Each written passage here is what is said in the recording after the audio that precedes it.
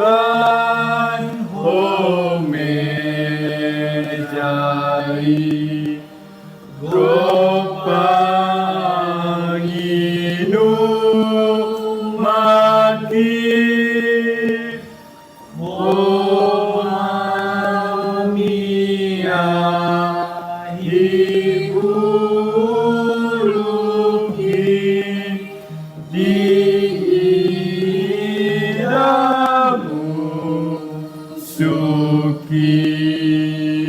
Asini rohama dihamu, dohot dami sian Tuhan debata amata, dohot sian anakna Tuhan Yesus Kristus. Amin. Shalom, Bapak Ibu, Saudara-saudari yang terkasih di dalam Kristus Yesus.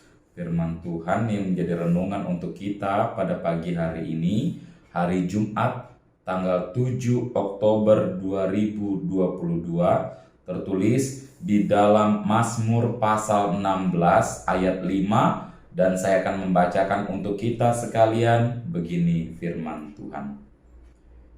Ya Tuhan, Engkaulah bagian warisanku dan pialaku. Engkau sendirilah yang meneguhkan bagian yang diundikan kepadaku. Demikian firman Tuhan.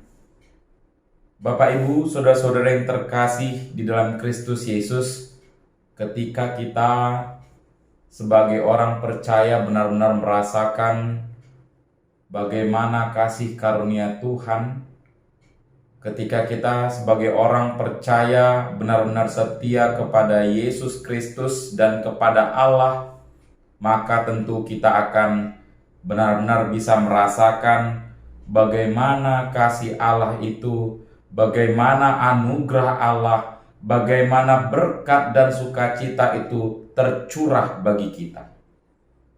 Kita hidup di dalam kelimpahan akan kasih Allah.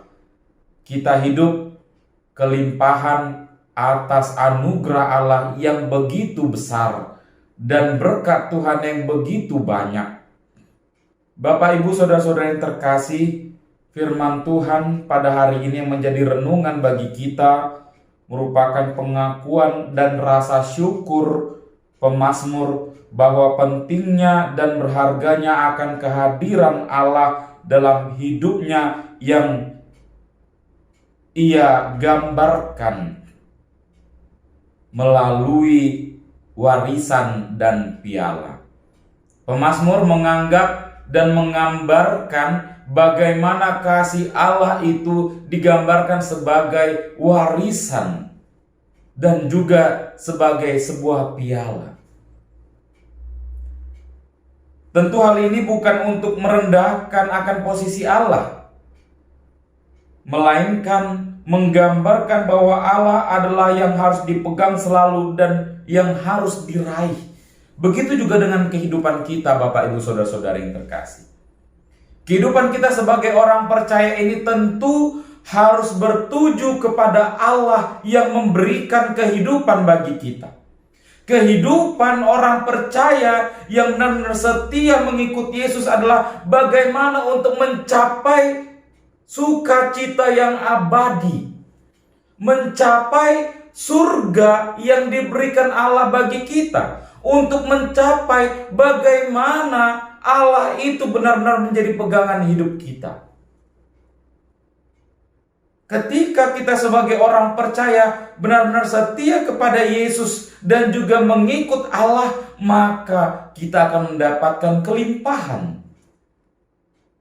Meskipun kita berada di tengah-tengah pencobaan dan pergumulan, tetapi satu hal yang harus kita ketahui bahwa kasih Allah itu tetap tercurah, anugerah Allah itu tetap senantiasa berada dalam kita, dan berkat-berkat Tuhan itu selalu menyertai kehidupan kita, sehingga tidak ada seorang pun yang berani atau boleh mengatakan bahwa Tuhan itu tidak baik.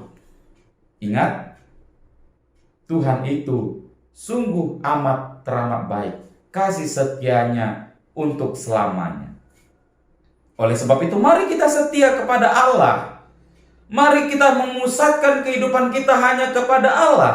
Mari kita tujukan iman dan pengharapan kita hanya kepada Allah. Sehingga apapun yang terjadi, tetap hanya Allah yang kita andalkan dalam kehidupan kita. Bapak, Ibu, saudara-saudara yang terkasih di dalam Kristus Yesus,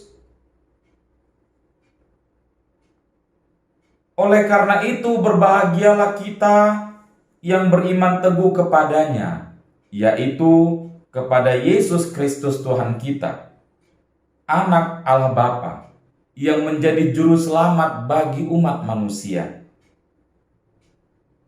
Tidak ada yang boleh memberikan sukacita abadi hanya selain Allah. Dan jelas di hukum Taurat juga mengatakan bagaimana hukum Taurat pertama sampai ketiga menunjukkan hanya boleh ada satu Allah. Tidak boleh ada Allah lain yang menyerupai apapun yang ada dimanapun. Dan tidak boleh menyebut nama Allah lain. Yang ada dalam kehidupan kita hanya Allah sajalah.